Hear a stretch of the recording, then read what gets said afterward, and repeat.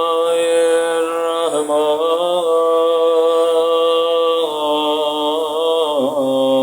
الرحيم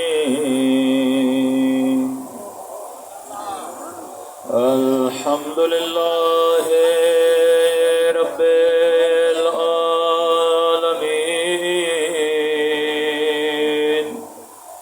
الحمد لله كما هو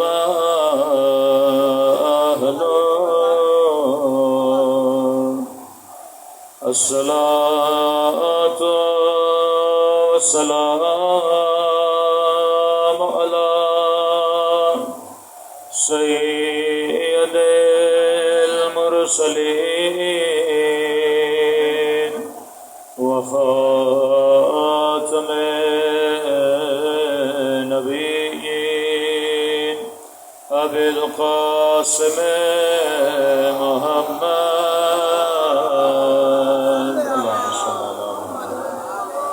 وعلى آله الطيبين الطاهرين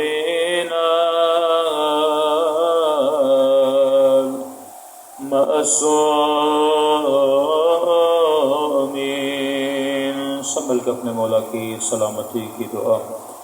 اللہم کل ولیک حجت ابن الحسن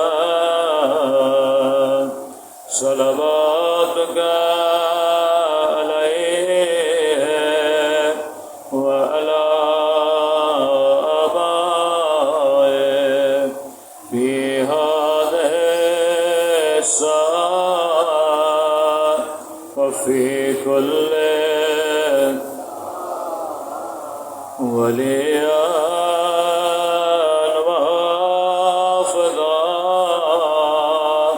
وغائدا وناصرا ودليلا وعينا حتى تسكنه أرضك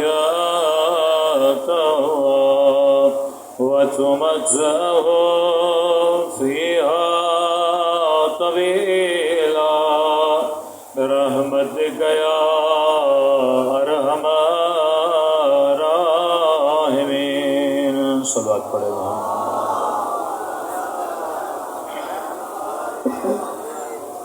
بسم اللہ الرحمن الرحیم. رب اشرح لي صدری ويسر لي امری واحلل عقدۃ من لسانی یفقهوا قولی. اما بعد فقد قال اللہ تبارک وتعالی فی محکم کتابہ. بسم اللہ الرحمن الرحیم. اهدنا الصراط المستقیم. صلوات پڑھے محمد وآل محمد.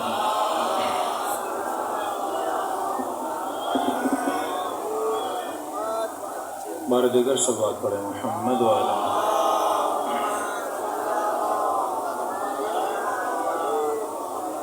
دعا ہے پروردگار عالم ہم سب کی عبادتوں کو اپنی بارگاہ میں قبول فرمائے اور جو مقصد زندگی لے کر فرش عزا پہ جمع ہوئے خدا ان مقاصد میں بھی ہم سب کو کامیابیاں کامرانیاں نصیب فرما دیں. امیر المومنین کا فرمان ہے کہ انسان اور فرق حیوان یہ ہے کہ انسان باہدف زندگی گزارتا ہے اور کیونکہ اس کا ہدف بلند ہے تبھی خدا نے اسے حیوان سے افضل بنایا. فرمایا کائنات میں خدا عمل کو نہیں دیکھتا، عمل کی نیت کو دیکھتا ہے. اللہ یہ نہیں دیکھتا کہ اس نے 1000 رکعت نماز پڑھی، کہ اس نے 1000 روزے رکھے. اللہ یہ دیکھتا ہے کہ اگر ایک روزہ بھی رکھ رہا ہے تو اس کی نیت اچھی ہونی چاہیے. ورنہ نماز تو لشکر یزید نے بھی پڑھی، نماز تو خوارج نے بھی پڑھی. 2 نمازیں ہیں، ایک نماز جو لشکر حسین میں پڑھی گئی، ایک نماز جو لشکر یزید میں پڑھی گئی. اللہ نمازیوں کی نماز کو نہیں دیکھ رہا تھا، پڑھنے والے کی نیت کو دیکھ رہا تھا. اگر نیت بلند تو انسان کا عمل بھی بلند ہو جاتا ہے. اب دیکھیے آپ اس امام بارگاہ میں بیٹھے ہیں، اللہ نے 2 آنکھیں دی ہم سب کو، ان آنکھوں سے آپ جو کچھ بھی دیکھ رہے ہو ہر چیز کی ایک قیمت ہے۔ اب آپ اندازہ لگائیے آپ کو کیا کیا نظر آ رہا ہے۔ لاؤڈ آپ کو نظر آ رہا ہے، اس کی قیمت، کپڑا آپ کو نظر آ رہا ہے، اس کی قیمت، لوہا آپ کو نظر آ رہا ہے، اس کی قیمت، لکڑی کا ممبر آپ کو نظر آ رہا ہے، اس کی قیمت، لائٹس اور بلب آپ کو نظر آ رہے ہیں، اس کی قیمت، درخت آپ کو نظر آ رہا ہے، لکڑی کی قیمت۔ تو مطلب جو شے بھی مجھے دنیا میں نظر آتی ہے وہ بے قیمت نہیں، با قیمت ہے۔ اب کسی کی قیمت 400، کسی کی 1000، کسی کی 2000، کسی کی 1 لاکھ۔ پلاٹ کی قیمت ہے، گھر کی قیمت ہے، پنکھے کی قیمت ہے، کپڑے کی قیمت ہے، پھل اور پودوں کی قیمت ہے، مرغیاں کھاتے ہو اس کی قیمت ہے۔ تو مطلب کائنات میں کوئی بھی ایسی چیز نہیں جس کی کوئی قیمت نہ ہو۔ اب میں ممبر پہ بیٹھا ہوں، میں جس بھی چیز کو دیکھ رہا ہوں اس کی قیمت کا پتہ لگا سکتا ہوں کہ مولانا پنکھا کتنے کا، آپ نے بول دیا 11,000 کا۔ میں نے بول دیا لوہا کتنے کا، آپ نے کہا اتنے کا، 1 من اتنے کا، 1 کلو۔ میں نے کہہ دیا کپڑا کتنے کا، آپ نے کہا 1 فیٹ اتنے کا۔ میں نے کہہ دیا کیمرہ کتنے کا، کسی نے کہا یہ موبائل ہے 40 کا، کسی نے کہا 1,00,000 کا۔ لیکن ایک میں سوال کروں، یہاں مجھے پنکھا، بلب، لکڑی، لوہا، اینٹیں، سیمٹ، دروازے، جسے بھی دیکھ رہا ہوں ہر شے کی اپنی قیمت ہے، لیکن اسی درمیان مجھے انسان بھی نظر آ رہا ہے۔ اور پوچھوں کہ انسان کی قیمت کیا ہے؟ جب کائنات میں ہر شے بک رہی ہے، ٹیشو کے ڈبے سے لے کر، لوہے سے لے کر، لکڑی سے لے کر، کپڑے سے لے کر، ہر شے کی قیمت ہے۔ اگر بھینس کھڑی ہو، بکری کھڑی ہو، مرغی کھڑی ہو، کبوتر کھڑا ہو، اس کی بھی قیمت ہے۔ اس درمیان ایک انسان بھی ہے۔ تو میں آپ سے پوچھوں کہ انسان کی قیمت کیا ہے؟ تو قیمت بشر کا پتہ کیسے لگایا جائے؟ تو شاید آپ جواب دیں کہ مولانا قیمت کا پتہ تبھی لگائیں جب خریدار کا پتہ لگے۔ اشیاء کا خریدار ہے انسان۔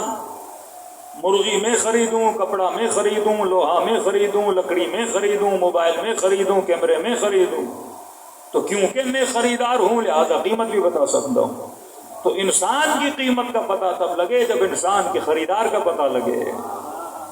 تو کہا کہ اس کے خریدار 2 ملتے ہیں، یا انسان کا خریدار خدا ہے یا انسان کا خریدار شیطان ہے۔ اور اگر انسانوں کی خرید و فروخت کی بات پاکستان میں نہ کروں تو کہاں کروں؟ یہ دنیا کا واحد ملک ہے جہاں ہر چیز بکتی ہے، جہاں سیٹیں بکیں، جہاں نوکریاں بکیں، جہاں ضمیر بکیں، جہاں MP MNA بکیں، جہاں سینیٹر بکیں، جہاں وزیر بکیں، جہاں افسر بکیں، تو یہاں تو بڑی آسانی سے ہم بات کر سکتے ہیں نا، کیونکہ آپ کے لیے مثال قابل محسوس مثال بھی ہے کہ جناب انسان کی قیمت کیا؟ فرمایا جب خریدار کا پتہ لگے تو قیمت کا بھی پتہ لگے گا۔ تو کہا انسانوں کی منڈیوں میں 2 خریدار ملیں گے، یا خریدار خدا ہے یا خریدار شیطان ہے۔ اب امیر المومنین سے پوچھا کہ مولا خریدار تو آ کے کھڑا ہو جاتا ہے، لیکن یہ تو بتائیے انسان اپنی قیمت کیا لگائے؟ یا اگر مجھے لوگ نظر آ رہے ہیں تو میں پتہ کیسے لگاؤں کہ یزید کی قیمت کیا تھی، حبیب کی قیمت کیا تھی، میں سمیت تمار کی قیمت کیا تھی، سلمان کی قیمت کیا تھی، دشمن علی کی قیمت کیا تھی؟ تو مولا نے بہترین فارمولہ بتایا، فرمایا اگر انسان کی قیمت کا پتہ لگانا ہے تو فرمایا قیمت امرئ ہمت، انسان کی قیمتوں کا پتہ انسان کی ہمتوں سے لگایا جاتا ہے۔ جتنا ارادہ بلند اتنی انسان کی قیمت بلند۔ فرمایا تو ہے جو اپنا ریٹ معین کرتا ہے کہ تو نے کتنے میں خود کو بیچ دینا ہے۔ اگر کسی نے پوری زندگی ایک پلاٹ کے لیے گزار دی کہ جناب یہ پلاٹ مجھے مل جائے، تو جتنی ویلیو اس پلاٹ کی ہے اتنی اس انسان کی ہے۔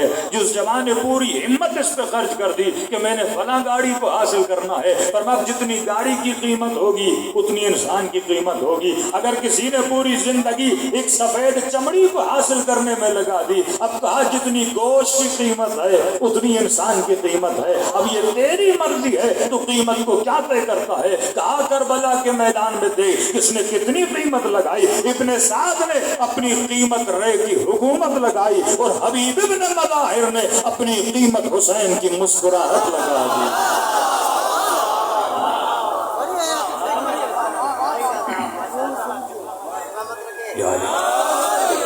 حبیب میں سب کچھ دینے کے لیے تیار ہوں بس میرا حسین مجھ سے راضی ہو جائے. 17 تیر لگے جناب سعید کے بدن پہ نماز حسین کو بچاتے بچاتے. کہتے ہیں جب سر زمین کربلا پہ گرا, جب سر میرے مولا حسین کی گود میں آیا تو ایک ہی سوال کیا امام حسین سے, قیمت اپنی بتا رہا ہے, کہہ رہا مولا بدن سے ابھی روح نکل جائے گی لیکن تڑپ تڑپ کے جانا نہیں چاہتا, اطمینان سے جانا چاہتا ہوں. اور سعید کیا کہنا چاہتا ہے, بس یہی سوال کیا مولا رضیت, کیا سعید سے راضی ہو گئے. جب امام راضی ہونا تو امام کے چہرے پہ مسکراہٹ آ جاتی ہے اور یہی مسکراہٹ سعید کی قیمت ہے. امام نے کہا سعید میں بھی راضی, میری اماں زہرا بھی تجھ سے راضی ہو گئی. تو ایک وہ ہے جو امام کی مسکراہٹ کے لیے اپنا سب کچھ لٹا رہا ہے اور ایک وہ ہے جو رے کی حکومت کے لیے خود کو بیچ رہا ہے. ایک نے 400 درہم کی خاطر حبیب کے سر کو کاٹ دیا, ایک نے چند سکوں کی خاطر سکینہ کو تماچے مار دیے. اور دیکھو حسین کیا قیمت مانگ رہے ہیں. فرمایا بدن لہو لہو ہے, مقتل میں کھڑے ہیں, گھٹنوں کے بل کھڑے ہیں, نگاہوں کو آسماں کی طرف بلند کیا, بس اتنے جملے کہے کہ پروردگارا رضن برضا و تسلیما لامرے لا معبود سوا یا غیاث المصطفی سی, اے خدا حسین تیری رضا پہ راضی ہے, بس یہی قیمت ہے کہ میرا رب مجھ سے راضی ہو جائے. یعنی اصحاب حسین کی نگاہ چہرے حسین پر ہے کہ حسین راضی ہو جائے اور حسین کی نگاہ مرضی خدا پر ہے کہ خدا راضی ہو جائے. ہم سب نے اپنی قیمت کا تعین کرنا ہے کہ انسان تیری قیمت کیا ہے. اس بازار میں ہر چیز بکتی ہے, انسان بھی بکتا ہے. بکنا عیب نہیں, اچھی قیمت میں بکنا چاہیے. اپنی قیمت وہ لگا جس کا تو لائق ہے. اہل بیت فرماتے کبھی سستا خود کو نہ بیچ لینا کہ کہیں شیطان تجھ کے خرید کے چلا جائے. اپنا خریدار بنانا تو علی جیسا خریدار بنانا. یعنی جب تمہارے مولا نے سستا سودا نہیں کیا, شب ہجرت اللہ کی رضاؤں کو خرید لیا, خندق میں کتنی رضایت رسول کو خرید لیا کہ میرے چہرے پہ مسکراہٹ آ جائے. لیکن آپ کے ذہنوں میں سوال تو پیدا ہوتا ہوگا, پھر یہ انسان خود کو اتنا سستا بیچتا کیوں جبکہ پتہ ہے کہ میرا خریدار خدا ہے. مطلب آپ کی بولی لگ رہی ہے 1 کروڑ میں خریدوں گا اور ایک بندہ آپ کو 50 روپے میں خرید کے چلا جاتا ہے. میں کیوں 50 کے لیے بک جاتا ہوں؟ کیوں وہ خدا جو اتنی زیادہ بولی رگا رہا ہے میں بکنے کے لیے تیار نہیں. ایک بات یاد رکھیے, اللہ نے ایک چیز سرشت بشر میں رکھی, یعنی آپ کی گٹھی میں ایک چیز رکھی, وہ ہے عشق کمال, کہ ہر بندہ عاشق کمال. مطلب جو بچہ اسکول میں فیل بھی ہو جاتا ہے اسے فیل ہونا اچھا نہیں لگتا.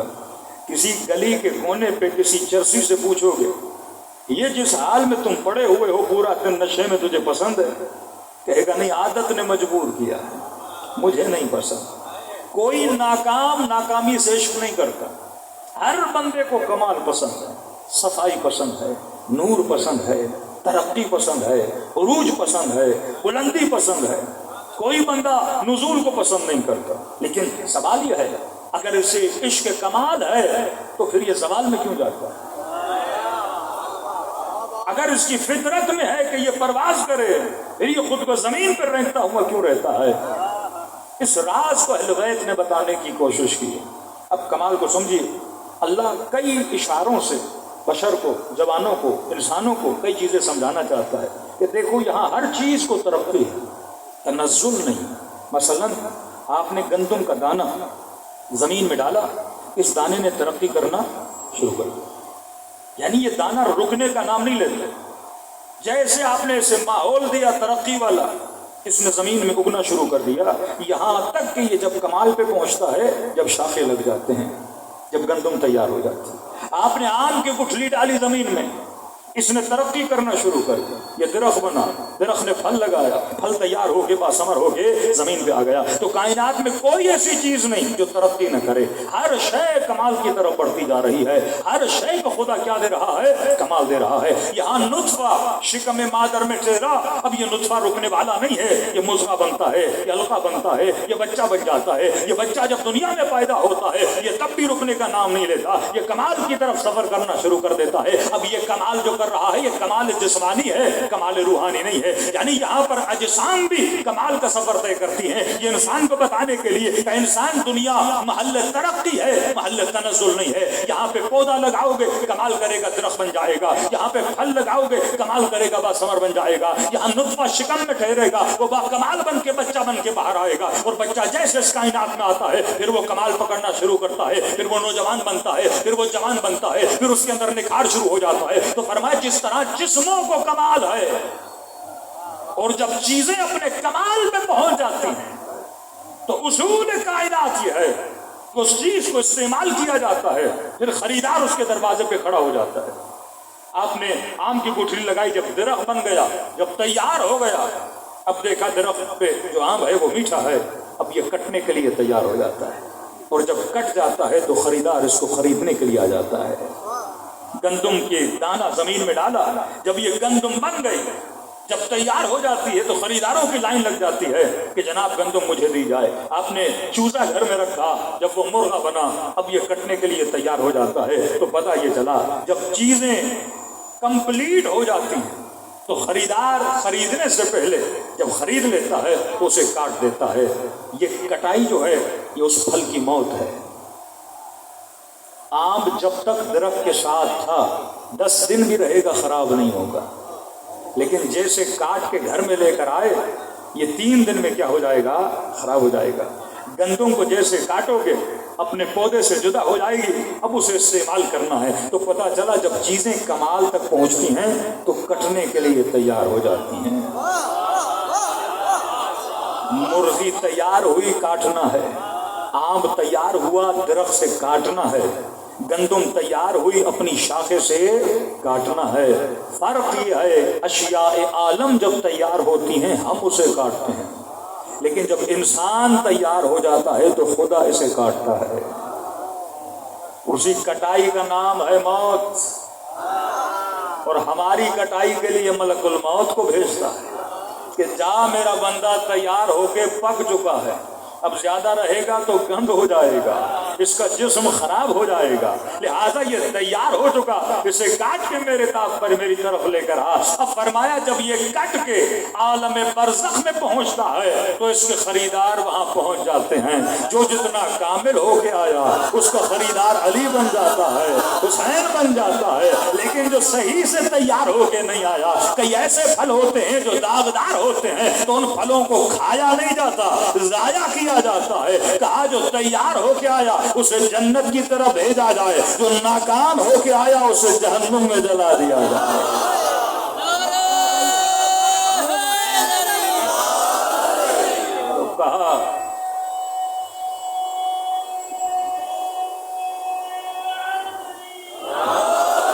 تو کہا کہ پھر ان پھلوں کی چھاٹی کون کرتا ہے؟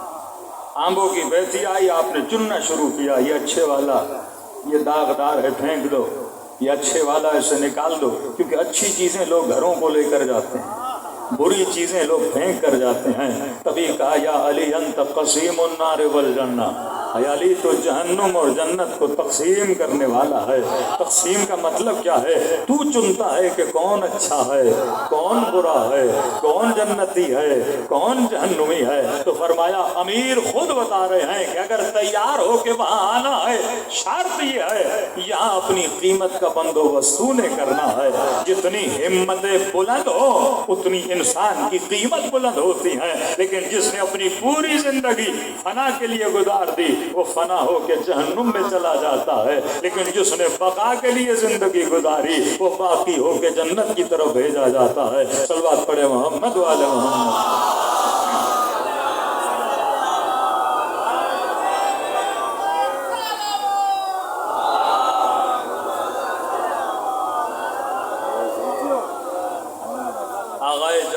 مجتہدی بہت بڑے فیلسوف فرماتے ہیں کہ ڈینمارک میں کانفرنس ہوئی فلاسفرز کی. کوشچن یہ تھا کہ انسان کی قیمت کیا ہے، ویلیو آف ہیومن کیا ہے، انسان کی ویلیو کیا ہے. دیکھو آپ مارکیٹ میں ایک بچڑے کی، بھینس کی، آپ کے مورے میں جانوروں کی منڈی لگتی ہے نا، آپ جاؤ کہ بکری کتنے کی، بھینسا کتنے کا، بیل کتنے کا، بکری کتنے کی قیمت لگتی ہے. تو ویلیو آف ہیومن کیا ہے؟ کیونکہ ہمیں انسان بڑے سستے بکتے ہوئے نظر آتے ہیں. کبھی کبھی انسان ایک بیل سے بھی سستا ہو جاتا ہے. اللہ کہتا ہے اپنی ویلیو تو رکھ، میں نے تیری قیمت جنت بنائی ہے، تو خود کو سستا نہ بیچ. تو کانفرنس ہوئی کا ویلیو آف ہیومن، انسان کی ویلیو کیا ہے. تو انہوں نے کہا ایک شیعہ فلسفرز کو، آغا مجتہدی کو بلایا گیا، سب نے تقریریں کی.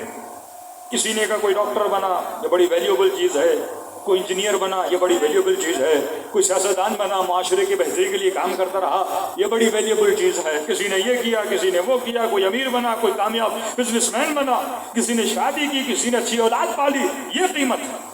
آغا جعفر آئے، انہوں نے کہا میں نے آپ سب کی باتیں سنی، لیکن انہوں نے کہا مجھے ایک بات تو بتاؤ، انسان کو دنیا میں کچھ بھی مل جائے، مثلا آپ نے بڑی محنت کی، آپ نے گاڑی لے لی، آپ نے بڑی محنت کی 2 ایکڑ زمین لے لی، آپ نے پوری زندگی لگا دی میری فلاں سے شادی ہو جائے، چلو ہو گئی.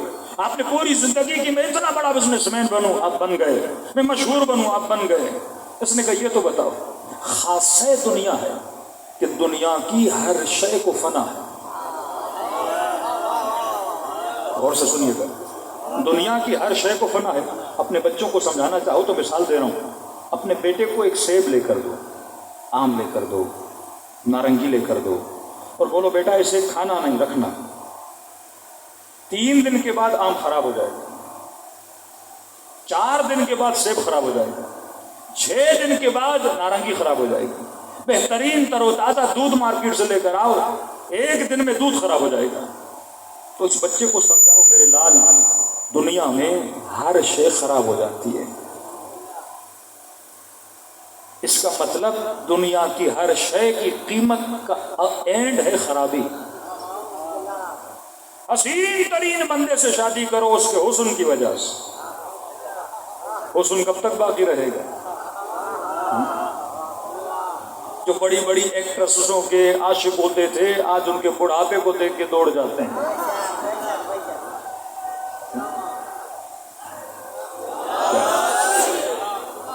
مومن کو بات دل سے لگی ہے. لوگ جو چہروں کے پیچھے عاشق، چہرہ ایک دن جھریاں آ جائیں گی، ایک دن حسن ڈھل جائے گا. مطلب یہاں کسی چیز کو بقا نہیں ہے. آج سر پہ بال ہے کل نہیں، آج آنکھیں خوبصورت کل نہیں، آج چہرہ صاف ستھرا کل جھریاں، آج بندہ اسمارٹ کل اسمارٹنس چلی گئی. تو ہر شے کیا ہو جاتی ہے فنا. یہاں ہر شے کی ڈیٹ آف ایکسپائری ہے. سیب مثلا 4 دن میں خراب ہوگا، دودھ مثلا 2 دن میں خراب ہو جائے گا، آم مثلا 5 دن میں خراب ہو جائے گا. فرق یہ ہے کہ آم کی ڈیٹ آف ایکسپائری 5 دن، انسان کی ڈیٹ آف ایکسپائری 60 سال 70 سال. مطلب ہر شے نے خراب ہو جانا ہے. کون سا امیر ہے جو ہمیشہ امیر رہے؟ امیر تو تب ہے جب یہاں سے جائے تو امیر ہو کر جائے. انسان مرے تو خالی ہاتھ جائے. کون سا حسین ہے جو ہمیشہ حسین رہے؟ کون سی چیز ہے جسے ہمیشہ بقا ہو؟ فرمایا نہیں، کوئی چیز ہمیشہ باقی نہیں رہتی. تو آقا مجتہدی نے کہا کہ جو بھی تمہیں ملے اس کی انتہا ہے فنا. بہترین گھر ہوگا 100 سال کے بعد پرانا، بہترین لوہا ہوگا زنگ لگ جائے گا، بہترین کھانا ہوگا باسی ہو جائے گا، بہترین خوبصورت انسان ہوگا کئی سالوں کے بعد اس کا حسن ختم ہو جائے گا. پر میں دنیا کی کسی شے کو بقا نہیں، یہاں ہر چیز ختم ہو جاتی ہے. تو کہ اگر تو ان چیزوں کے پیچھے لگا، ان کا عاشق بنا، ان کے حصول کا ارادہ بنایا، تو فرمایا تمہاری قیمت کیا بنی؟ فنا.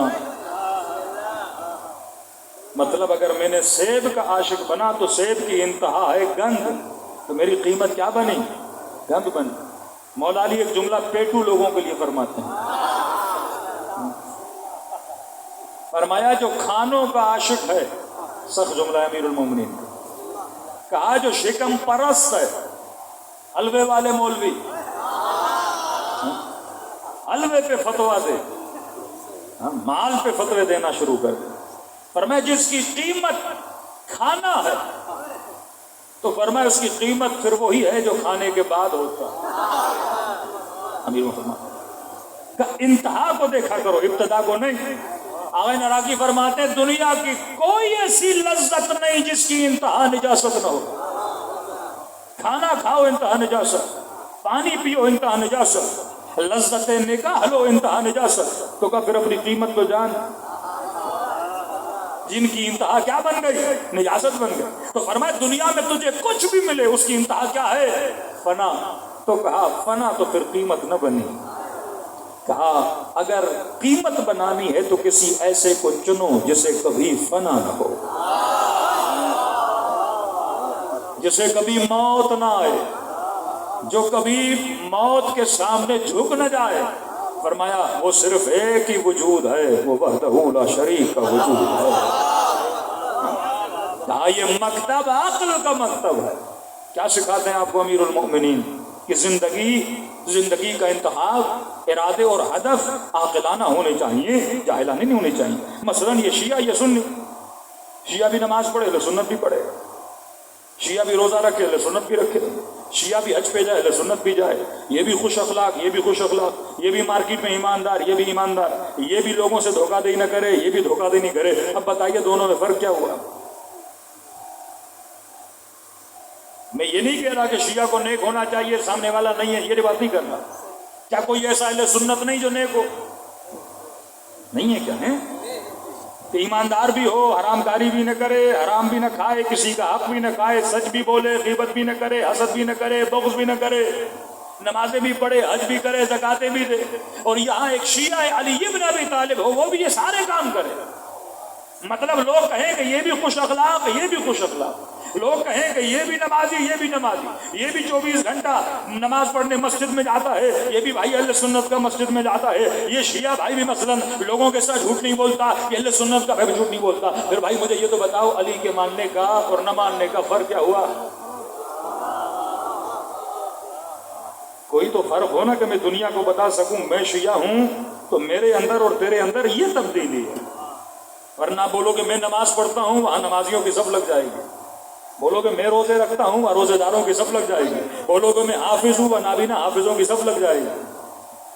کوئی تو ایسی چیز ہو جو مجھے ان سے الگ کرے اور میں مورے کی عوام کو بتا سکوں کہ جناب میں علی کا ماننے والا، علی کی ولایت میں آنے والا، یہ چیز میرے پاس ہے تیرے پاس نہیں۔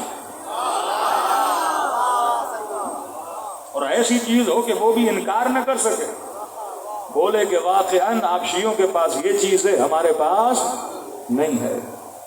وہ کون سی چیز ہے؟ فرمایا وہ ہے عقل۔ مکتب علی کی بنیادیں ہیں عقل پر۔ اب ہو سکتا ہے وہ کہیں ہمارے پاس بھی ہے لیکن میں دلیل دے کے اسے ناکام کر دوں گا۔ عقل کا تقاضا ہے کہ ظالم کو ظالم بولو،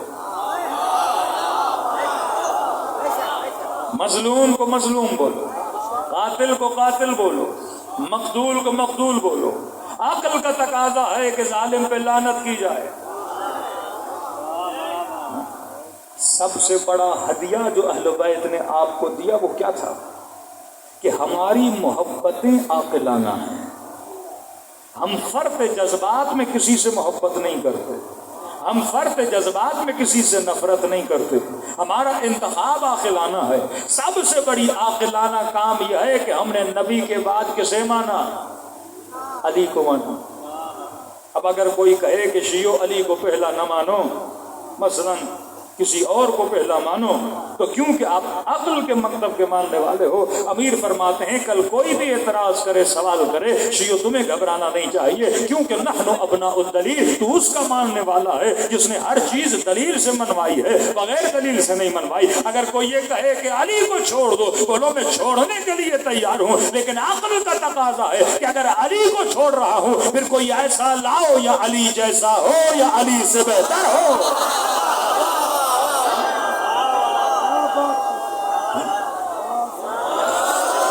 عقل کا تقاضا ہے اگر بہتر کو چھوڑ رہا ہوں تو بہتر دو یا اس سے بہتر ہو۔ علم میں علی سے بہتر ہے، شجاعت میں علی سے بہتر، حسب میں علی سے بہتر، نسب میں علی سے بہتر، علی جیسے بچے ہوں، علی جیسی زوجہ ہو، لا سکتا ہے کوئی؟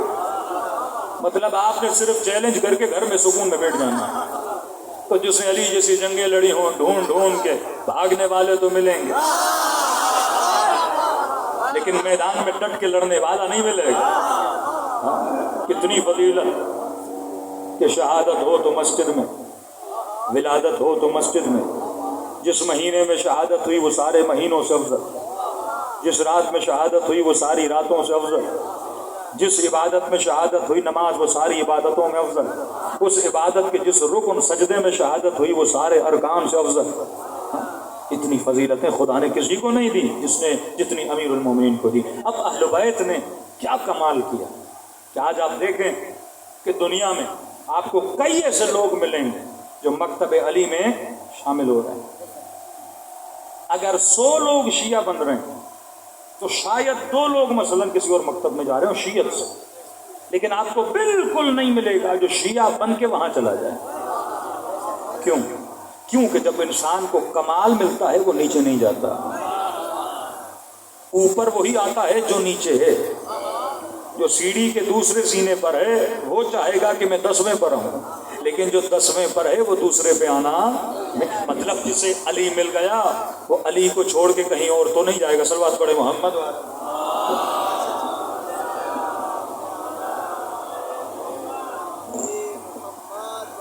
امام زمانہ بلند تر صلوات۔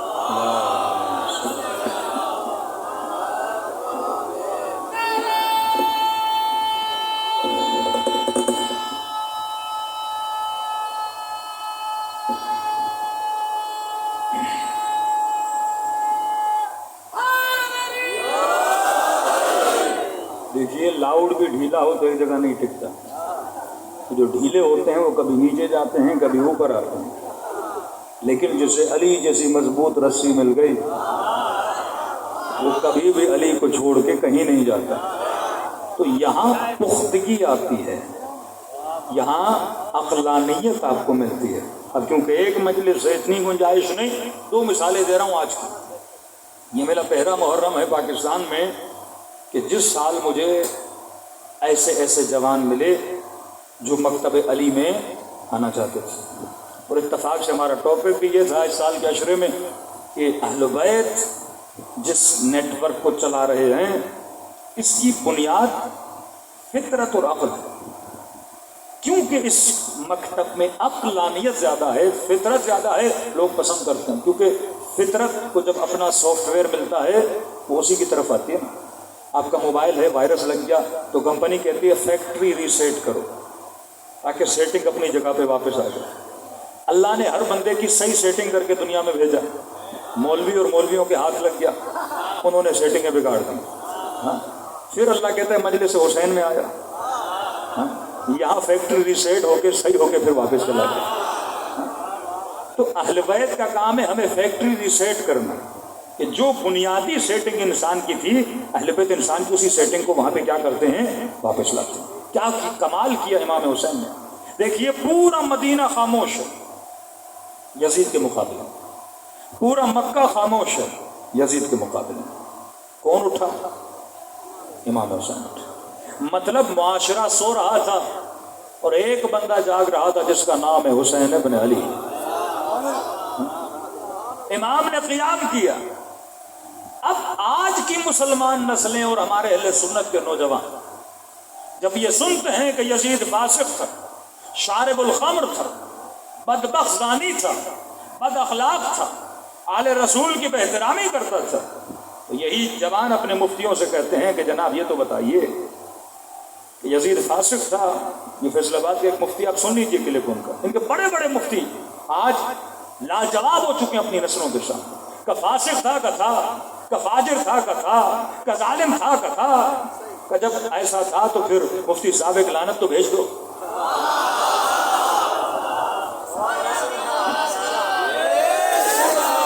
یہ بلاگ پڑا انٹرنیٹ پہ کہ مفتی صاحب فاسق کا تھا، ظالم کا تھا، زانی کا تھا، کہ حق ضائع کیا امام حسین کا کیا، کہ لعنت بھیجو۔ جب ایسا بدبخت آپ لعنت بھیجو، کہ نہیں دیکھو لعنت بھیجنا شیعوں کا کام ہے۔ کیوں شیعوں کو اہل بیت نے اتنا کلیئر مائنڈ دیا کہ یہ ظالم کو ظالم بولنے میں جھجکتے نہیں؟ مطلب آج واحد مسلمان کا ایک فرقہ ہے جو اپنی محبتوں اور نفرتوں میں کنفیوز نہیں ہے۔ ہماری محبتوں میں ملاوٹ نہیں ہے، ہمیں پتا ہے محبت کس سے کرنی ہے، نفرت کس سے کرنی ہے، کیونکہ امام حسین نے ایک لائن کھینچی، کہا جو ادھر ہیں وہ لانتی ہیں، جو ادھر ہیں ان پہ اللہ کی رحمت آتی ہے۔ یہی لائن امام علی بن ابی طالب نے جنگ صفین میں کھینچی۔ یہ لائن کیوں کھینچی جا رہی ہے کہ محبت اور نفرت میں کنفیوز نہ ہونا۔ جن کی محبتیں اور نفرتیں صحیح ہو گئیں ان کی زندگی کیا ہو جاتی ہے؟ صحیح ہو جاتی ہے۔ ابن سعد کیوں پھنسا؟ کیونکہ محبت غلط تھی۔ اور کیوں آباد ہوا؟ کیونکہ محبت صحیح تھی۔ حبیب کیوں آباد ہوا؟ کیونکہ محبت صحیح تھی۔ میں سمیت تمار کیوں آباد ہوا؟ کیونکہ محبت صحیح تھی۔ محبت غلط تو بندے کی زندگی کیا ہو جاتی ہے؟ غلط ہو جاتی ہے۔ اب چھوٹی چھوٹی مثالیں دوں گا، یہ ایک ہتھیار ہے آپ کے پاس اگر آپ نسلوں کو تربیت دینا چاہتے ہو۔ کہ مفتی صاحب پہ لعنت بھیجیے، کہ ہم نہیں بھیج سکتے، شیعہ بھیجتے ہیں۔ کیوں نہیں بھیج سکتے؟ کہ ہمارے یہاں تبرہ نہیں ہے، اور خدا کہے کہ حل الدین الا الحب والبغض، کیا دین محبت اور نفرت کے علاوہ کچھ اور ہے؟ کیا مفتی صاحب نے قرآن کھولا اور پڑھنا شروع کیا اعوذ باللہ من الشیطان اللعین الرجیم؟ مفتی صاحب پہلے لعنت کیوں بھیج رہے ہو؟ کیا لعنت ہے شیطان رجیم پہ؟ مطلب پہلے نفرت کی، بعد میں کہا بسم اللہ الرحمن الرحیم، شروع کرتا ہوں اس اللہ کے نام جو رحمان الرحیم ہے، پھر محبت کی۔ جب تک نفرت نہ ہو تو محبت کا فائدہ نہیں۔ محبوب سے محبت تبھی سچی جب اس کے دشمن سے نفرت کی جائے۔ کہا کہ ہم یزید پہ لعنت نہیں بھیج سکتے، جبکہ خدا قرآن میں کہہ رہا ہے کہ لعنت اللہ علی القوم الظالمین، اللہ کی لعنت ہے ظالموں پر، تو بھیجے نہ بھیجے خدا نے تو بھیج دی۔ تبھی کہا کہ اگر حق کو باطل کو پہچاننا ہے تو دو چیزوں کو رکھنا، ایک آل رسول کو، دوسرا ہاتھ میں قرآن کو رکھنا۔ پھر دوسرا سوال کیا؟ دیکھیں یہ مفتی پھنس رہے تھے، پھر ہی پھنس رہے ہیں۔ مفتی طارق مسعود سے پوچھا قبلہ یزید فاسق تھا کہ تھا، ظالم تھا کہ تھا، کہ پھر حسین ابن علی نے قیام کیا؟ یہ بتائیے کہ ہم مدینے میں اصحاب تھے کہ نہیں؟ یہ آج پڑھے لکھے جوان پوچھ رہے ہیں۔ ایک ظلم ہو رہا تھا، امت کو فاسق بنایا جا رہا تھا، ایک بدبخت بندہ حاکم امت بنا، کہ حسین کھڑے ہو گئے، اصحاب تھے کہ نہیں؟ اب آپ جواب سنیے گا جن کا نہ فطرت سے لینا دینا نہ عقل سے لینا دینا، اور میں کہتا ہوں یہ ایسے جواب دیں تاکہ ان کے کری چہروں سے نقاب اتریں، پھر لوگ بتائیں کہ یہ مفتی صحیح کہہ رہا ہے یا حسین صحیح کر رہے تھے۔ کبھی کبھی یہ ہوتا ہے نا، میں نے ایک ایسا اصول بنا دیا جس کا عقل سے، فطرت سے، قرآن سے، نبی کی سیرت سے لینا دینا ہے، لیکن میں نے کیونکہ اس بندے کو بچانا ہے، اس کو بچانے کے لیے میں نے دین کا ستیہ ناش کر دیا۔ اب مسئلہ یہ، اگر یہ کہیں کہ حسین صحیح کر رہے تھے اور اصحاب غلط کر رہے تھے، جو اتنا بڑا نظریہ جنہوں نے کھڑا کر دیا عدالت صحابہ کا، کہ صحابی جو بھی کرے صحیح کرے، جس نظریے کا نہ قرآن سے نہ حدیث سے نہ عدالت الہی سے کوئی لینا دینا نہیں۔ اور صحابی کی تعریف کیا کی؟ جو رسول کو دیکھ لے۔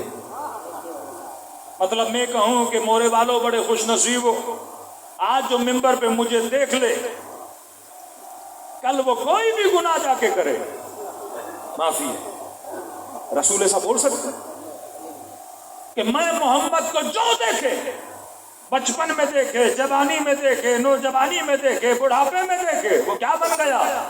عادل بن گیا۔ چلو بولو صحابی بنا تو مانے، لیکن یہ نظریہ کہ عادل بن گیا۔ ابھی کسی مصر کے لیکھک نے لکھا کہ شیعوں نے 14 معصوم بنائے گا، تم نے تو 1 لاکھ بنا دیا، اور شیعہ 14 بنا رہا ہے تو ثابت بھی کرتا ہے۔ اگر کہتا ہے حسین ابن علی معصوم ہے تو شیعہ کو زحمت نہیں پڑتی حسین کی عصمت کو ثابت کرنے میں، کیونکہ حسین نے کوئی ایسا کام کیا ہی نہیں کہ عصمت پہ کوئی حرف آئے۔ زین العابدین نے کوئی کام ایسا کیا ہی نہیں کہ حرف آئے، لیکن تم نے کہا کہ عادل ہیں، اوپر سے غلطیاں بھی آتی ہیں تو پھر بولتے ہو کہ یہ اجتہاد تھا کہ 2 رکعت کو 4 پڑھا دے عادل، جمعے کی نماز بدھ کو پڑھا دے گا عادل، صحابی کو قتل کر دے گا عادل، یعنی قاتل بھی عادل، مقتول بھی عادل، قاتل بھی رضی اللہ، مقتول بھی رضی اللہ، مارنے والا بھی جنت میں، مرنے والا بھی جنت میں۔ تو جوان کہتے ہم نے کیا بگاڑا اگر یونیورسٹی میں 2-4 گناہ کر دیے؟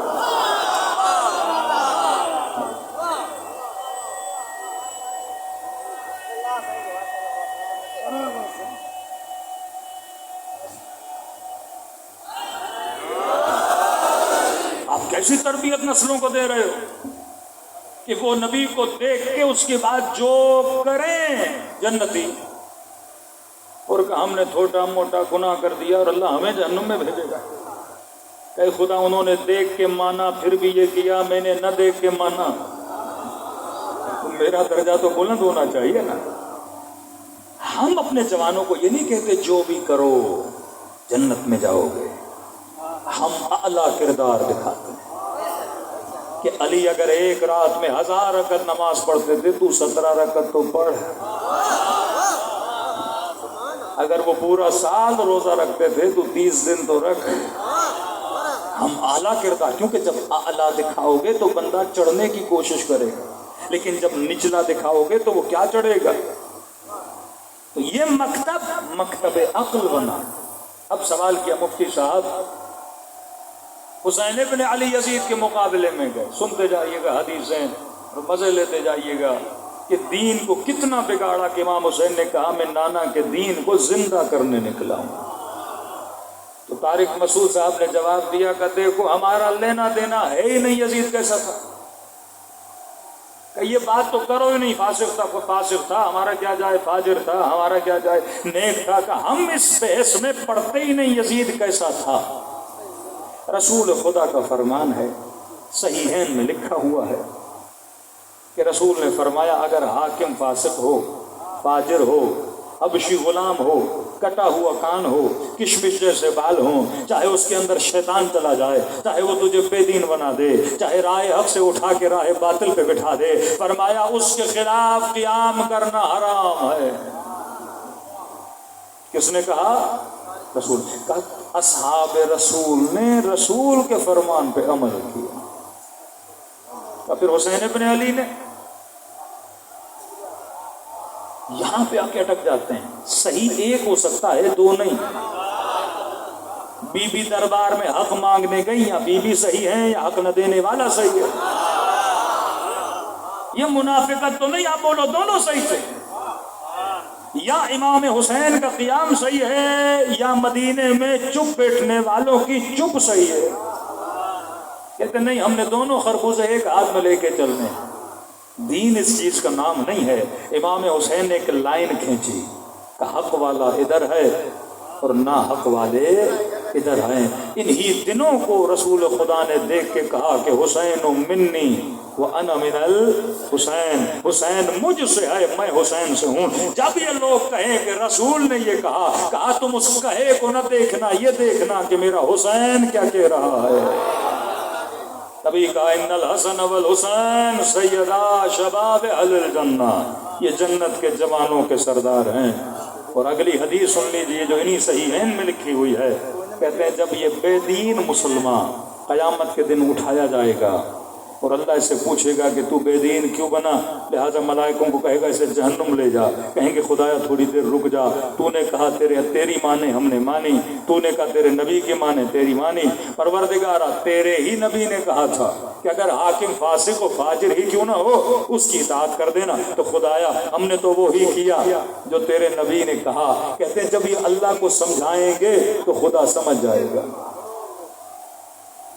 اب یہ مسلمان جو قیامت میں اللہ کو سمجھائے اور اس کے سمجھانے سے خدا سمجھ جائے اور بعد میں خدا کہے گا انہیں جنت کی طرف بھیج دیا جائے، ایک وہ مکتب ہے جس میں عقل و عقلانیت کا نام و نشان نہیں ہے۔ دوسرا وہ مکتب ہے جو حسین ابن علی نے بتایا کہ فرمایا خدا کسی فاسق کی اطاعت کا حکم نہیں دیتا۔ صلوات پڑھے محمد و آل محمد۔ ایک برادر اہل سنت ملے، کہا کہ مولوی صاحب مجھے آج کے دن کا بتاؤ، آج مطلب آج کا دن آپ بیٹھے ہوئے کہ آج شیعوں پہ سب سے بڑی نعمت کیا ہے؟ اگر یہ بولے ہم شیعہ، ایک تو عقل کی نعمت ہو گئی نا، اس کی کئی مثالیں میں دے رہا ہوں ابھی آپ کو۔ میں نے کہا آج سب سے بڑی نعمت، میں نے کہا اللہ نے قرآن میں 3 اطاعتیں واجب کی، رسول کی اطاعت واجب اطیع اللہ، اللہ کی اطاعت واجب اطیع الرسول، رسول کی اطاعت واجب، تیسری اطاعت وَأُولِي الْأَمْرِ مِنْكُمْ۔ اب یہ جو بولتے ہیں نا کہ خدا نے کہا حاکم فاسق ہو، فاجر ہو، بے دین ہو، شرابی ہو، کبابی ہو، زانی ہو، تمہیں دین سے ہٹا دے، اس کے خلاف قیام کرنا کیا ہے؟ حرام ہے۔ تو ان سے پوچھئے کہ آج تم سب مسلمانوں کا پاکستان میں اولی الامر کون ہے؟ اب میں بتا رہا ہوں آپ کتنی نعمت میں ہوں۔ تو ان کے مفتیوں کے بقول آج کا اولی الامر بنا شہباز شریف۔ کتنے نعمت میں ہمارے بھائی؟ اولی الامر کون بنا؟ شہباز شریف۔ اب خدا کا شکر کرو کہ تیرے اولی الامر شریف نہیں ہے، پردہ غیب میں حجت خدا۔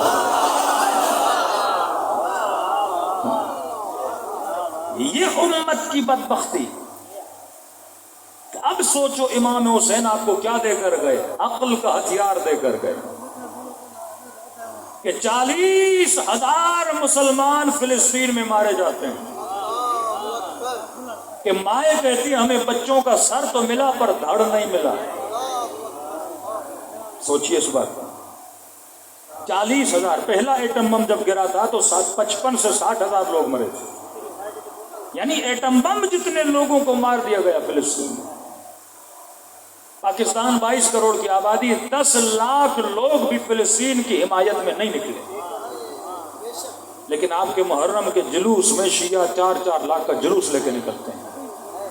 ایک بات بتا رہا ہوں کہ مکتب اہل بیت نے آپ کو کیا دیا، اور اتنے مسلمان ممالک کہ ایک مسلمانوں کا دشمن جو 40,000 مسلمانوں کو مار دیتا، کبھی ہاسپٹل میں بم، کبھی اسکولوں میں بم، کہ ایک ماں 4 بچے لے کے کھڑی ہوتی ہے، ایک باپ جس کے 4 بچے مر گئے، بہویں مر گئیں، نسلیں اس کی تباہ ہو گئیں، وہ لاچار ہو کے لاشوں پہ بیٹھتا ہے اور روتا رہتا ہے۔ اب دیکھتے ہو مسلمان حکمران جو ٹیبلوں پہ کھانے کھا رہے ہیں اور دیکھ رہے ہیں کہ لاشیں گر رہی ہیں۔ ہم مذمتی بیان آ جاتے ہیں قومی اسمبلیوں میں، ہم مذمت کرتے ہیں کہ فلسطین پہ بڑا ظلم ہو رہا ہے۔ عملی طور پر وہ کون سا حکمران ہے جس نے مظلوم کی مدد کی؟ ذرا سوچیے اس پر۔ آج عملی طور پر شیعت کا سر فخر سے بلند ہے۔ آپ جا کے کسی مسلمان کو پکڑیے کہ بتا تیرے حکمران نے کیا کیا۔ اتنے مسلمان حکمران کنگڈمز بھی ہیں، جمہوری حکومتیں بھی ہیں، ترکی نے کیا کیا، سعودیہ نے کیا کیا، ملیشیا نے کیا کیا، یو اے ای نے کیا کیا، بحرین نے کیا کیا، مصر نے کیا کیا، اردن نے کیا کیا۔ اتنے مسلمان حکمران ہیں لیکن آپ کو نظر نہیں آتا کچھ کریں، کیوں نہیں کر رہے؟ اصلاً مجھے ایک مسلمان ملک بتائیے جہاں ریولیوشن آئی ہو، جہاں انقلاب آئے ہو، اور جہاں آئے بھی ہیں وہ شیعوں سے انسپائر تھے، کیونکہ ان کے مفتیوں نے مسجدوں میں ممبروں سے جمعے کے خطبوں میں ان کو یہی سکھایا کہ حاکم فاسق بھی ہو کھڑے نہیں ہو سکتے، وہ فاجر بھی ہو قیام نہیں کر سکتے، وہ زانی بھی ہو قیام نہیں کر سکتے، کیونکہ اگر یہ آج بولیں گے قیام کر سکتے ہو تو پھر بولنا پڑے گا جو مدینے میں چپ بیٹھے تھے وہ غلط تھے اور حسین صحیح تھے۔ کچھ لوگوں کو بچانے کے لیے انہوں نے نسلوں کو تباہ و برباد کر دیا۔ اب کہاں آئے مسلمان امتوں میں جذبہ کھڑے ہونے کا؟ ان کو نسلوں سے۔ ایک ہی مولوی پاکستان میں کھڑا ہوا، نام تھا طاہر القادری، اور ایسا ناراض ہو کے پاکستان سے گیا کہ پھر بیچارہ واپس ہی نہیں آ رہا۔ میں کہوں قادری صاحب آپ کا قصور تو نہیں ہے نا، نسلوں سے آپ نے ان کو یہی سکھایا کہ حاکم کے خلاف اٹھ نہیں سکتے، اور ایک دن آپ خود ہی کھڑے ہو گئے۔ ایک ملک آپ کو نہیں ملتا جہاں قیام ہوا ہو۔ یہ ریولیوشن شیعہ ملکوں میں کیوں ہوتی ہے کہ ایک مولوی شہنشاہ کو اپنے تخت سے اٹھا کے نیچے پھینکتا ہے اور انقلاب اسلامی کھڑا کر دیتا ہے. تو یہ آئیڈیالوجی تھی کہ امام حسین نے کربلا میں آئیڈیالوجی تھی کہ جو حسین کی آئیڈیالوجی والے ہیں وہ ظلم کے مقابلے میں خاموش نہیں بیٹھتے. وہ ظالم کو للکارتے ہیں, وہ ظالم کو ٹوکتے ہیں, وہ اس کی برائیاں اس کے منہ پہ بتاتے ہیں. فرمایا جب تک ظالموں کو بتاؤ گے نہیں کہ تم ظلم کر رہے ہو تب تک معاشرے میں بہتری نہیں آئے گی. آج پوری امت اسلامیہ میں دیکھ لیں کہ جتنے بھی مسلمان ممالک ہیں وہاں کا حاکم عالم نہیں. سعودیہ نہیں, اردن نہیں, مصر نہیں, ایک بھی نہیں ملتا. کیوں؟ کیونکہ انہوں نے کہا حاکم کیسا بھی ہو پھر کیسا بھی ہو تو ان کو ویسے ہی ملے. انہوں نے مولویوں کی ڈیوٹی کیا لگا دی؟ مولوی کا کام نکاح پڑھانا, مولوی کا کام حلوے کھانا, مولوی کا کام جمعہ پڑھانا, مولوی کا کام غسل دینا, کفن دینا, دفن کرنا, جنازہ پڑھانا. مکتب علی کی فکر کیا تھی؟ ہمارے عالم کی ڈیوٹی جنازہ پڑھانا نہیں, ہمارے عالم کی ڈیوٹی نکاح پڑھانا ہی. مین ڈیوٹی کی بات کر رہا ہوں. ایک مرتبہ آپ ہیڈ ماسٹر ہو اسکول کے, آپ کی ڈیوٹی ہے اسکول کے ہیڈ ماسٹر بنو. یہ نہیں کہ اسکول کے درخت کو پانی دو, وہ پٹے والے کا کام ہے. عالم کی مین ڈیوٹی حلویت نے کی. امام کی ڈیوٹی امت کی اصلاح کرے, امام کی ڈیوٹی ہے کہ امت کو شریعت پہ لائے, امام کی ڈیوٹی ہے کہ امت کو اللہ کا خادم بنائے. یہی ڈیوٹی امام نے کس کو دی؟ ایک شیعہ عالم کو دی. پر میں تمہارا کام ہے امت کی تربیت کرنا. دوسری طرف وہ مولوی جن کا کام کا صرف نکاح پڑھانا, جنازہ پڑھانا, غسل دینا, کفن دینا, حلوے کھانا. اب ظاہر ہے یہ مولوی امت کی کیا تربیت کرے گا؟ انہوں نے کہا کہ بھائی حاکم بنو تو شریف بنے, زرداری بنے, یہ حاکم بنے. ہم تو مسجد سنبھالیں گے, ہم تو مدرسوں میں حلوے کھائیں گے, ہم تو صلو علی الحبیب کہیں گے, ہمارا کیا جائے. ہم نے صرف یہی خانقاہی دین بتانا ہے. وہی کام جو مدینے میں کچھ اصحاب کر رہے تھے کہ ہماری نمازیں بچی ہوئی ہیں, ہمارے عمرے بچے ہوئے ہیں, ہمارے روزے بچے ہوئے ہیں, ہم گھر میں اللہ کی عبادت بھی کر رہے ہیں. ارے حسین کو کیا پڑی ہے یزید کے مقابلے میں نکلنے کی؟ میسن کو کیا پڑی ہے حاکم کے خلاف بولنے کی؟ ابو ذر کو کیا پڑی ہے حاکم کو تنبیہ کرنے کی اور امر بالمعروف کرنے کی؟ امام نے کہا نہیں, دو ہی راستے ہیں. اگر فاسق آیا تو حسین بیعت نہیں کریں گے, اگر فاجر آیا تو حسین بولیں گے کہ غلط کر رہے ہو, کیونکہ الناس علی دین ملوکہم. اگر حاکم بگڑ گیا تو عوام بگڑ جائے گی. تو عالم کا کام یہ ہے کہ حاکم کی اصلاح کرے. لیکن مکتب علی میں یہ سوچ نہیں تھی. تبھی آپ پورے عالم اسلام میں دیکھو جہاں بھی اہل سنت کا معاشرہ اور اہل سنت کی حکومتیں ہیں وہاں کبھی بھی حاکم عالم نہیں بنا, یا فاجر بنا, یا شرابی بنا, یا زانی بنا. لیکن ایک طرف حسین کی آئیڈیالوجی کے ماننے والے معاشروں کو دیکھو. ایران چلے جاتے ہو تو حکومت عالم کے ہاتھ میں ہے, لبنان چلے آتے ہو تو حکومت حسن نصر اللہ کے پاس ہے, اور یمن چلے جاتے ہو تو حکومت سید اوسی کے پاس ہے, اور بحرین چلے آتے ہو تو طاقت وہاں کے شیخ عیسیٰ کے پاس ہے. عراق چلے آتے ہو, عراق کے وزیر اعظم کے پاس اتنا پاور نہیں جتنا سید علی سیستانی کے پاس ہے. یہی آپ کی کامیابی کا راز تھا کہ ہم نے آج بھی غیبت امام میں کسی فاسق کو اولی الامر نہیں مانا, کسی فاجر کو اولی الامر نہیں مانا. کہ اولی الامر امام ہے, اور امام اگر پردے غیب میں ہے تو کسی ایسے کو مانیں گے اور حق کے حکومت دیں گے جو کردار میں علی جیسا ہو, جو رفتار میں علی جیسا ہو, جس کے اندر وہ تقویٰ پائی جاتی ہو, جو صاحب علم ہو اور جہالت کا ماننے والا نہ ہو. تو میرے عزیز یہ مکتب عقل کا مکتب ہے. تبھی آج اسرائیل سے پوچھو, امریکہ سے پوچھو, بڑا عجیب لگا مجھے جب اس کو 3 آپشن دیے.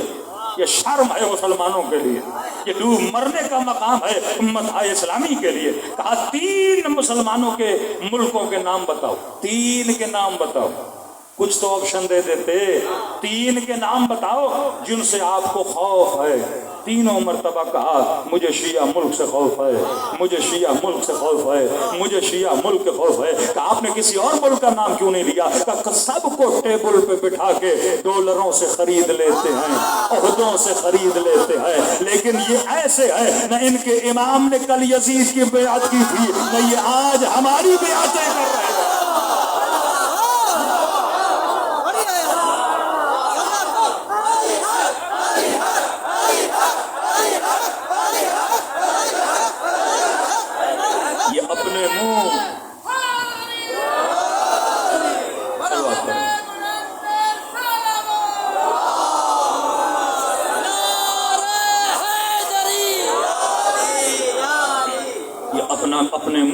مٹھو بننے والی بات نہیں ہے۔ آج پوچھئے بڑے بڑے جرنلسٹوں سے، ٹی وی پہ بول رہے ہیں کہ آج استعمار کے مقابلے میں اگر کوئی کھڑا ہے تو کون ہے؟ وہ آئیڈیالوجی آف امام حسین والے ہیں۔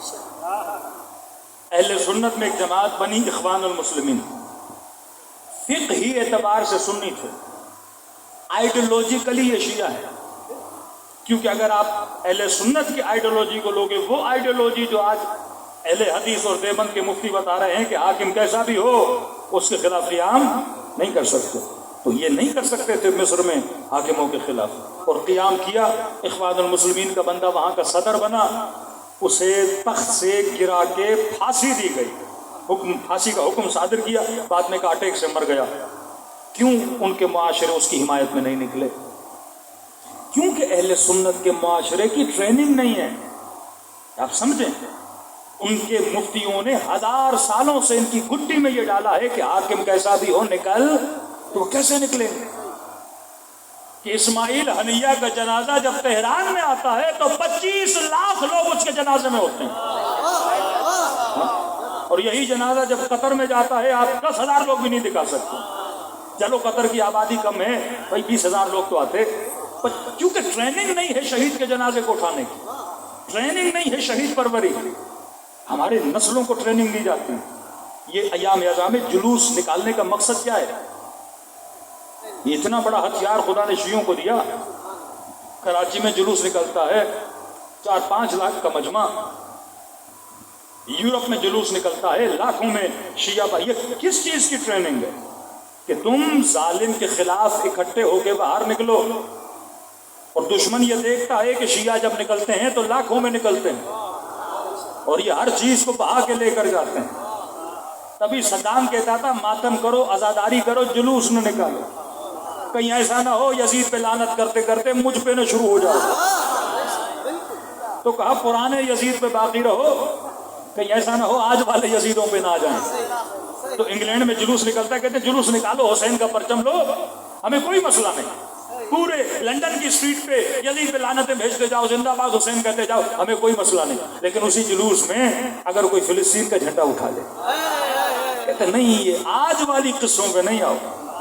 دیکھو ایک مکتب ہے ہندوانہ مکتب، مطلب ہندو بت پوجتے ہیں، چڑھاوے چڑھاتے ہیں، لیکن اس کی کوئی فلسفی نہیں ہے۔ وہ بت یہ نہیں سکھاتا کہ آپ نے آج زندگی کیسے گزارنی۔ اگر ہم تاریخ کے قصوں کو پوچھنے لگے تو ہم بت پرست بن جائیں گے، لیکن اگر ہم تاریخ کے قصوں سے عبرت لیں کہ خدا کہتا ہے جب یوسف کی صورت پڑھو تو یہ قصہ نہیں سنا رہا، عبرت دے رہا ہوں کہ یوسف کے سامنے ایک زلیخا تھی جو اسے گناہ کی طرف دعوت دے رہی تھی، یہ بتا تو آج کہاں پہ کھڑا ہے؟ کئی زلیخائیں آئیں گی تجھے گمراہ کرنے کے لیے، تو اگر تو نے میرا مقرب بندہ بننا ہے تو یوسف بن کے دکھانا ہے۔ دیکھنا ایک حابیل ہے ایک قابیل ہے، تو آج قابیل ہے یا حابیل ہے؟ دیکھو ایک یوسف ہے، یوسف کے بھائی ہے، تو آج کہاں پہ کھڑا ہے اپنے بھائی کے ساتھ؟ تو اس کے بھائیوں والا سلوک کر رہا ہے یا تو یوسف بنا ہوا ہے؟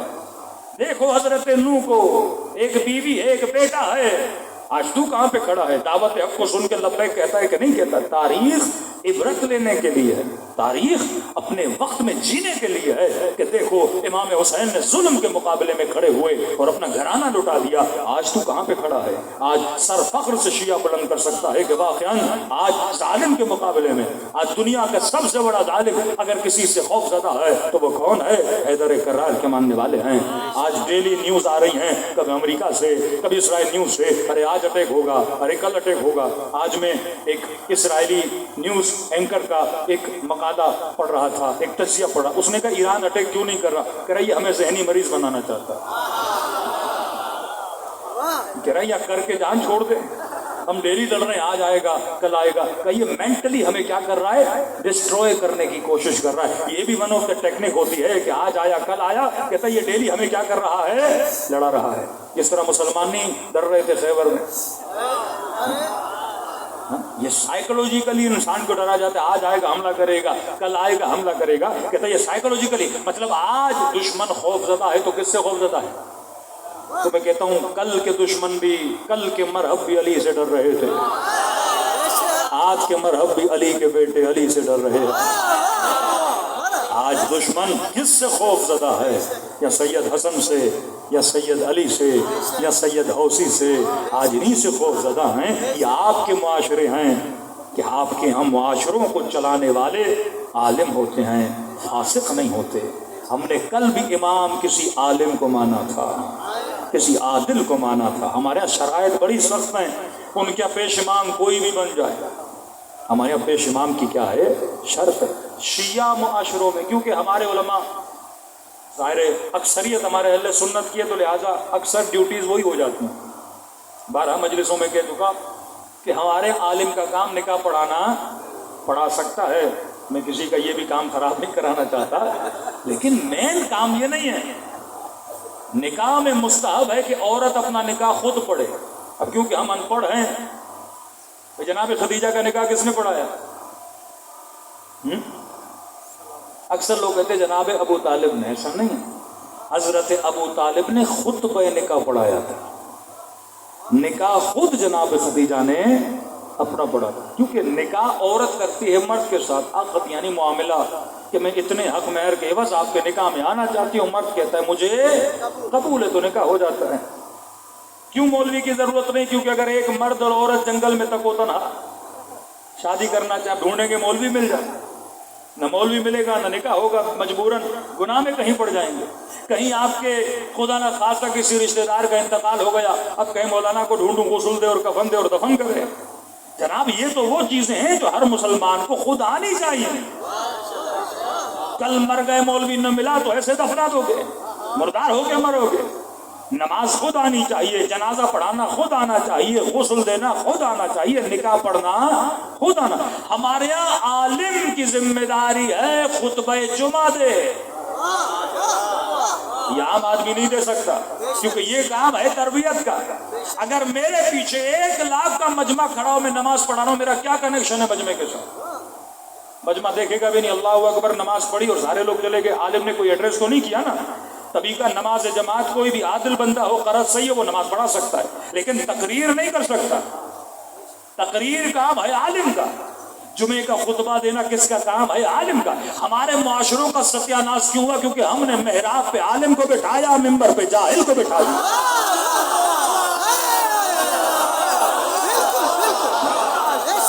ہم نے مکتب اہل بیت کی تباہی مچا دی کہ جس مکتب کے لیے خون دیا، جو عقل کا مکتب، جو نالج کا مکتب، جو علم کا مکتب، فرما تمہارے معاشروں کی رہبریت پڑھے لکھے لوگوں کے ہاتھوں میں ہونی چاہیے، تربیت پڑھے لکھے لوگوں کے ہاتھوں میں۔ لیکن ہم نے نہیں، محراب پہ تو مولوی صاحب کھڑا ہو گئے۔ آپ نے دیکھا ہم سفر کرتے ہیں، 4 اہل سنت کھڑے ہوتے ہیں، جماعت شروع ہو جاتی ہے۔ شیعہ جاتے ہیں، چاروں الگ الگ پڑھتے ہیں، بھائی یہ کھڑا ہو جائے جماعت کراؤ، کیوں ثواب سے محروم ہو؟ نہیں، ہماری گھٹی میں بٹھایا، جماعت کون کرائے گا؟ مولوی صاحب کرائے گا۔ بھئی جماعت کوئی بھی کرا سکتا، جمعے کا خطبہ کوئی بھی نہیں دے سکتا، مجلس حسین کوئی بھی پڑھ نہیں سکتا۔ اب جب ہم نے ہر کسی کو ممبر پہ بٹھا دیا، پھر شریعت کا بھی ستیہ ناش، کہ شیعہ سے لڑنے لگا، شیعہ کو گالی دینے لگا۔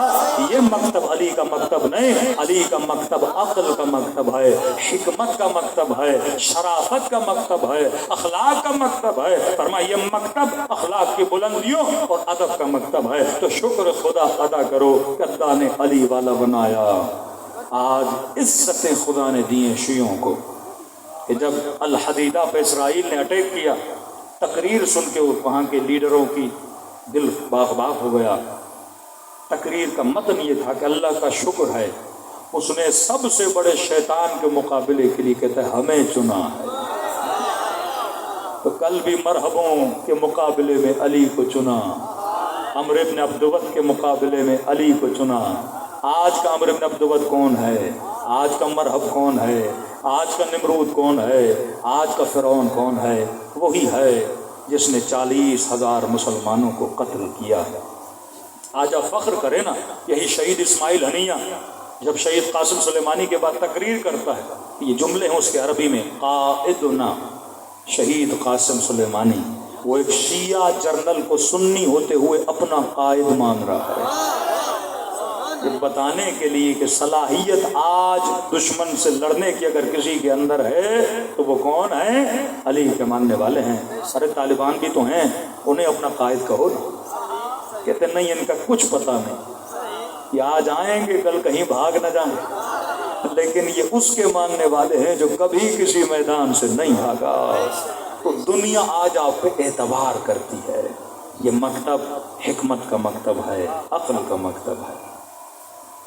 جناب زہیر عثمانی مکتب تھا، امام حسین نے چند لمحوں کی ملاقات کی، حسینی بن گیا۔ وہب قلبی مسیحی تھا۔ میں بعض مومنوں سے کہتا ہوں بتاؤ وہب نے کتنی نمازیں پڑھی ہوں گی؟ کہاں حبیب کی نمازیں؟ وہب نے شاید زندگی میں 1-2 نمازیں پڑھی امام حسین کے پیچھے، پہلے تو مسیحی تھا لیکن خلوص کے ساتھ آیا، اس کی 2 نمازیں یزیدیوں کی پوری عبادتوں پہ بھاری پڑتی۔ کہ زندگی گزارو حق پہ، جب حق کا پتہ چلا فوراً حق کے راستے پہ چلو۔ میں کہتا ہوں کتنی قیمت ہوگی اس اللہ کے دین کی جس پہ حسین کا سر قربان ہوا، کتنی قیمت ہوگی اس دین کی جس پہ زینب کی چادر قربان ہوئی، کتنی قیمت ہوگی اس دین کی جس پہ سکینہ جیسی 4 سالہ بچی قربان ہوئی۔ بی بی زینب فرماتی ہیں جب سکینہ زندان شام میں شہید ہو گئی تو کہتی ہیں سب بیویوں سے زیادہ جو بیوی رو رہی تھی وہ جناب ام کلثوم تھی۔ کہتی ہیں بہت روکا میں نے ام کلثوم کو، ام کلثوم صبر کر جا، لیکن ام کلثوم کا رونا تھا جو رکتا نہیں تھا۔ میں نے کہا بہن ام کلثوم ہم نے بچوں کو حوصلہ دینا ہے، اگر آپ ہی کم حوصلہ بنو گے تو بچوں کو حوصلہ کون دے گا؟ لیکن دیکھا ام کلثوم کا رونا بند نہیں ہوگا۔ پھر پوچھا ام کلثوم اتنا رو کیوں رہی ہو؟ کہ بہن زینب ایک منظر میری یادوں سے نکلتا نہیں۔